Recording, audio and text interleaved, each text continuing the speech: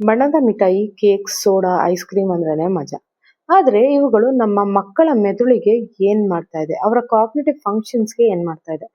Artificial colour ಆದ 102 ಟಾಟಾಸನ್, 110 sunset yellow, 124 red, 127 erythrosine ಇವುಗಳು ರಿಸರ್ಚ್‌ಗಳ ಪ್ರಕಾರ ಮಕ್ಕಳಲ್ಲಿ hyper activity, attention problem, mood swings ಜೊತೆಗೆ ಥೈರಾಯ್ಡ್‌ನು ಸಹ ತರ್ತಾ ಇದೆ. ಕೆಲವು ಯುರೋಪ್ ಭಾಗಗಳಲ್ಲಿ ಈ ಕಲರ್ಸ್‌ನ ಬ್ಯಾನ್ ಮಾಡಿದ್ದಾರೆ. ಅದೇ ರೀತಿ ನಮ್ಮ ಕರ್ನಾಟಕದಲ್ಲಿ ರೊಡಮೈನ್ ಬಿ ಕಲರ್‌ನ ಸಹ ಬ್ಯಾನ್ ಮಾಡಿದ್ದಾರೆ. ಇದು ಆದಷ್ಟು ಈ ಕಾಟನ್ ಕ್ಯಾಂಡೀಸ್ ಮತ್ತೆ ಗೋಬಿ ಮಂಚೂರಿಗಳಲ್ಲಿ ಯೂಸ್ ಮಾಡ್ತಂಥದ್ದು. ಆದ್ರೆ ಪ್ಯಾಕ್ಡ್ ಫುಡ್ ಐಟಮ್ಸ್‌ಗಳಲ್ಲಿ ಇನ್ನೂ ಬಣ್ಣಗಳಿದೆ. ಆ ಎಲ್ಲ ಜೊತೆಗೆ ಈ ರೆಡ್‌ನೂ ಇದೆ.